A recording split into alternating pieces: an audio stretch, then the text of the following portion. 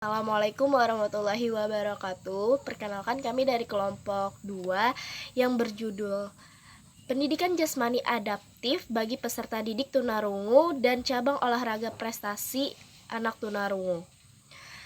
Dosen pengampu sendiri yaitu Ibu Dewi Eka Sari Kusumastuti MPD, dan anggota dari kelompok 2 yaitu M. Alvis Ariski dengan NIM 19 10 12 73 1007, dan saya sendiri Maudiana Farida Yasmin 19 10 12 73 2005, dan teman saya Nurul Asia dengan NIM 19 10 12 73 2001, dan yang terakhir ada Ripka Raya Bangun 19 10 12 72 2018. Konsep dasar anak tunarungu. Pengertian anak tunarungu sendiri, istilahnya tunarungu berasal dari dua kata yaitu tuna dan rungu. Tuna berarti kekurangan atau ketidakmampuan dan rungu berarti mendengar. Jadi istilah tunarungu dapat diartikan sebagai kekurangan kemampuan atau ketidakmampuan untuk mendengar, seperti yang diutarakan Somantri pada tahun 2006 di ayat 93 bahwa tunarungu dapat diartikan sebagai suatu keadaan kehilangan pendengaran yang mengakibatkan seseorang tidak dapat menangkap berbagai rangsangan bunyi melalui indera pendengarannya. Dan selanjutnya ada klasifikasi anak tunarungu. Klasifikasi anak tunarungu menurut Samuel Akrik dalam Somat dan Herawati bahwa klasifikasi anak tunarungu terbagi menjadi beberapa, yaitu sebagai berikut. Yang pertama, dari 0 desibel menunjukkan bahwa pendengaran yang optimal yaitu anak ini masih bisa mendengar, masih bisa berbicara walaupun tidak fasih. Masih kalau kita ajak bicara diskusi masih bisa, tapi tidak fasih seperti pada anak-anak pada umumnya yang tidak mempunyai hambatan tunarungu ini. Dan yang kedua, dari 0 sampai 26 desibel, anak ini masih menunjukkan bahwa seseorang masih mempunyai pendengaran yang normal. Dan dari 27 sampai ke 40 desibel ini sudah mempunyai kesulitan mendengar bunyi-bunyi yang jauh dan membutuhkan tempat strategis letaknya dan memerlukan terapi bicara. Ini pada anak tunarungu ringan, sudah masuk jenis tunarungu ringan. Dan yang keempat, dari 41 ke 55 desibel, dia mengerti bahasa percakapan tapi tidak dapat mengikuti diskusi kelas, membutuhkan alat bantu dengar dan terapi bicara. Ini sudah masuk dalam kategori tunarungu sedang.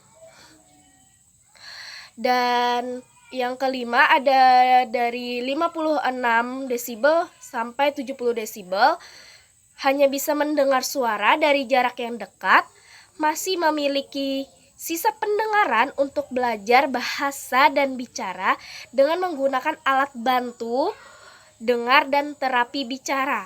Ini tergolong tunarungu agak berat. Selanjutnya dari 71 desibel sampai 90 hanya bisa mendengar bunyi yang sangat dekat, kadang dianggap tuli, membutuhkan alat bantu dengar dan latihan bicara secara khusus, tergolong tunarungu berat.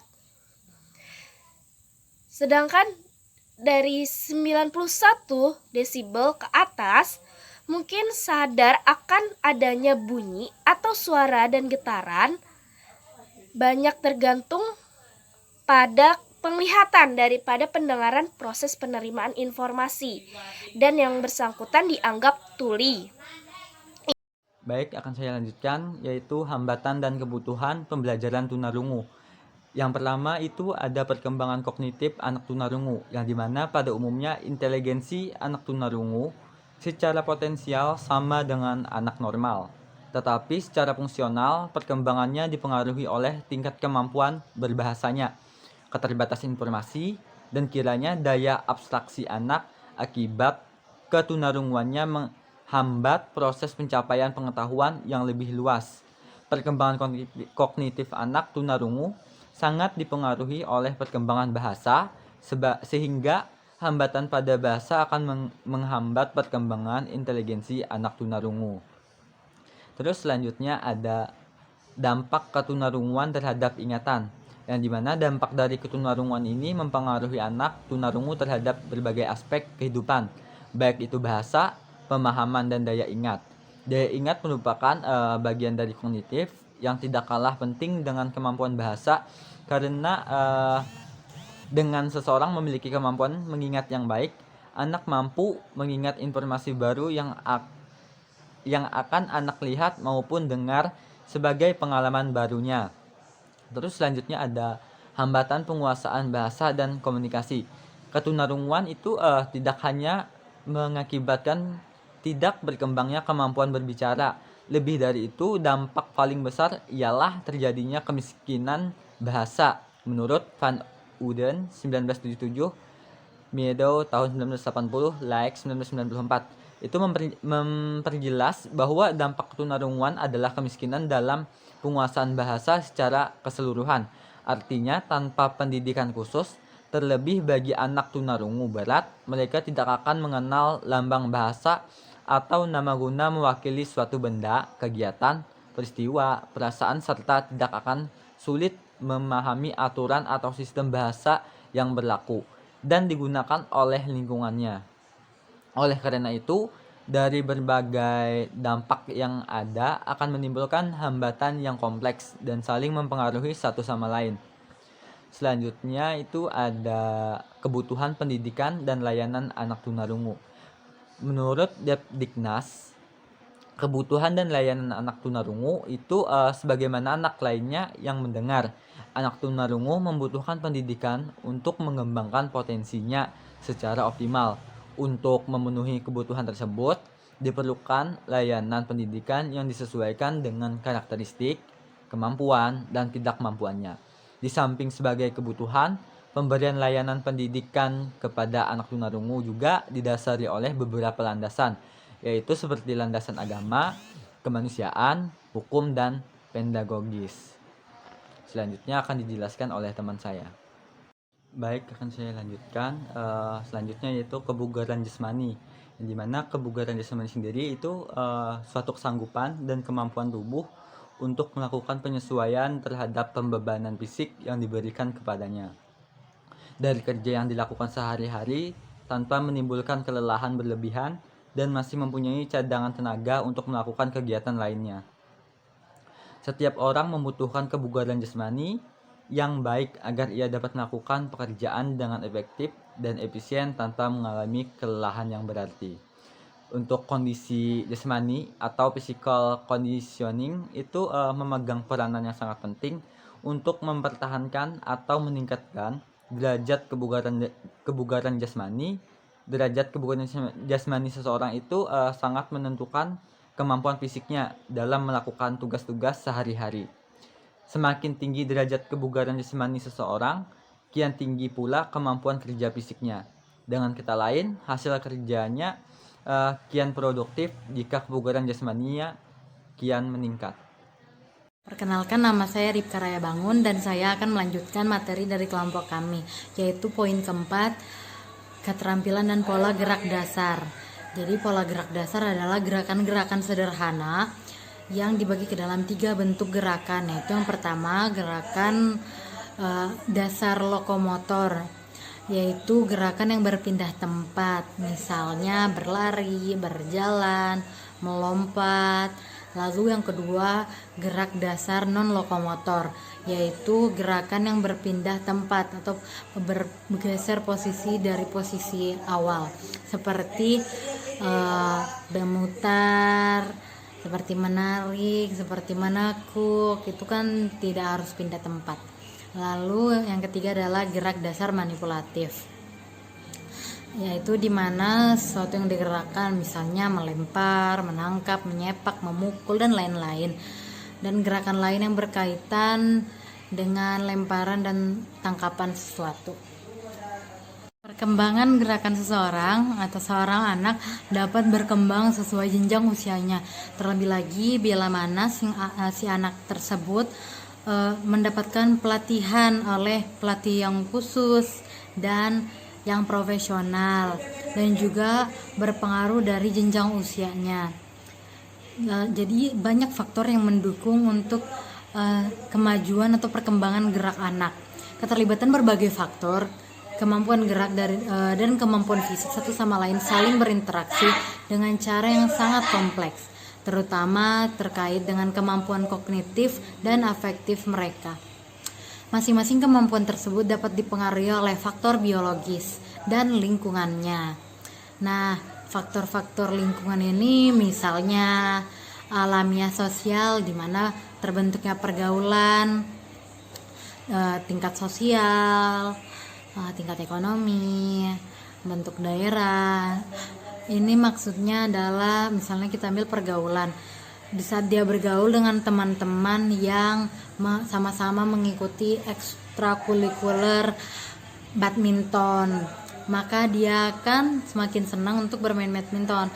Bila dia bergaulnya dengan anak-anak yang suka main e-sport atau main game online lewat handphone, pasti dia akan cenderung memilih untuk bermain e-sport, bermain game lewat handphone, karena disitulah ada teman-temannya. Lalu yang kedua adalah faktor budaya, di mana kebiasaan dalam konteks keluarga dan di luar keluarga akan memberi warna terhadap perilaku individu. Tidak jarang kita temui bila mana ayahnya senang badminton, dan tidak jarang kita lihat anaknya juga senang bermain badminton. Ada yang ayahnya senang memancing, waktu kecil anaknya diajak terus untuk memancing di danau, di sungai, maka si anak ini jadi terbiasa dan senang juga, maka menjadi hobi keluarga. Lalu yang ketiga, jadi dalam proses perkembangan gerak secara konstan, setiap individu memiliki keunikan tersendiri dalam hal perkembangan dan kemahiran akan kemampuan gerak. Setiap tujuan pembelajaran gerak umumnya memiliki harapan dengan munculnya hasil tertentu. Hasil tertentu itu biasanya adalah berupa penguasaan keterampilan. Nah, jadi kita sebut saja para atlet-atlet, khususnya yang sudah nasional, apalagi yang sudah internasional, mereka tidak hanya dapat bermain cabang olahraga yang mereka kuasai, namun mereka juga terampil di cabang olahraga tersebut. Mereka dapat menguasai dengan baik, mereka terampil, mereka telaten karena selalu latihan berulang-ulang dan memakan proses dan waktu yang cukup lama agar mereka dapat dikatakan telaten, terampil pada cabang olahraga yang mereka pelajari atau dalami. Dengan demikian, maka keterampilan menunjuk pada kualitas tertentu dari suatu tugas gerak. Lalu gerakan-gerakan dasar. Gerakan-gerakan dasar adalah 1-2 gerakan yang dikombinasikan. Misalnya berbaring. Nah, berbaring ini ada berbaring telentang, lalu juga ada berbaring telungkup atau tengkurap, lalu berbaring miring ke kanan, berbaring miring ke kiri, nah dan banyak lagi. Lalu kita masuk ke poin yang kelima, yaitu aktivitas individual dan kelompok. Peserta didik berpendengaran terbatas atau anak tunarungu dapat berhasil dalam suatu tipe pertandingan individual, ganda, dan kelompok. Berikut ini diberikan beberapa saran penyesuaian dalam pedoman untuk individual dan kelompok. Menurut French dan Jasma tahun 1982, yaitu pertama, permainan dengan sedikit peraturan, tidak ada insur salah, dengan batasan-batasan minimal dan meningkatkan keberhasilan yang cepat. Lalu permainan tradisi apapun dapat dimodifikasi. Kadangkala diperlukan bantuan peserta didik lain agar tujuan dapat dicapai. Yang kedua, bila peraturan permainan perlu dipatuhi sungguh-sungguh, guru pendidikan jasmani harus menggunakan bantuan visual dan usaha agar peraturan dasar dan isyarat sepenuhnya dapat dipahami oleh semua peserta sebelum aktivitas dimulai. Lalu yang ketiga, peserta didik berpendengaran terbatas dapat diberikan bahan tertulis untuk melengkapi instruksi. Bahan tersebut dapat mengulangi peraturan dan strategi permainan yang telah diperkenalkan dalam kelas. Untuk aktivitas, lalu poin keempat, untuk aktivitas yang memungkinkan terjadi kepala ada kontak dengan benda atau orang lain, maka perlu semua alat bantu untuk dilepas. Misalnya main soccer, itu kan terbentur-bentur kepala antar kepala, jadi lebih baik yang memakai alat bantu pendengaran itu dilepas terlebih dahulu. Lalu permainan harus, yang poin kelima ya, permainan harus menutup mata dengan kain. Tidak disarankan untuk semua peserta yang pendengarannya tidak memadai. Jadi ada permainan olahraga dengan menutup mata, biasa game 17 Agustusan, makan kerupuk, namun tetap disesuaikan dengan kebutuhan para peserta. Lalu juga menggunakan fluid dengan suara yang rendah. Lalu poin ketujuh, golf mensyaratkan teman bermain yang berpendengaran baik untuk bereaksi terhadap teriakan bola.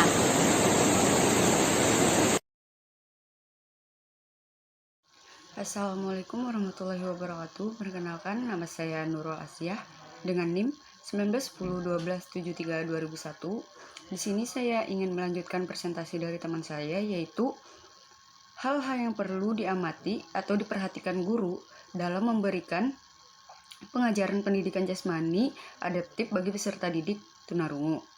Yaitu guru yang termasuk mengajarkan pendidikan jasmani tidak melakukan diagnosis, namun mereka berada dalam posisi mengamati untuk memperoleh data tentang keterbatasan pendengaran, seperti tanda-tanda berikut, yaitu cara berbicara tidak baik, kepala diarahkan ke sumber bunyi, kemudian berulang kali meminta pertanyaan atau penyataan diulang, sering sakit kepala, lalu melamun dan perhatian kurang, serta mempunyai masalah keseimbangan. Kemudian juga ada cabang olahraga prestasi bagi tunarungu, yaitu olahraga adaptif atau yang dikenal para sport LJ Daptis 2006 dalam Mukhtar. Adalah olahraga yang dimainkan oleh para penyandang disabilitas, termasuk hambatan fisik dan intelektual yang dimodifikasi untuk memenuhi kebutuhan penyandang disabilitas. Bisa disebut olahraga yang disesuaikan. Kemudian, olahraga adaptif sama halnya dengan olahraga pada umumnya, yang melibatkan fisik dan keterampilan. Hanya saja olahraga adaptif memerlukan modifikasi penyesuaian dengan hambatan yang dialami anak. Beberapa ada cabang olahraga bagi anak tunarungu, yaitu ada bola voli, ada renang, dan ada lari. Bola voli itu dimainkan dua regu yang berlawanan. Kemudian kalau renang, itu komponen atau unsur yang perlu diadaptasikan saat renang anak tunarungu yang sesuai dengan keterbatasan mereka.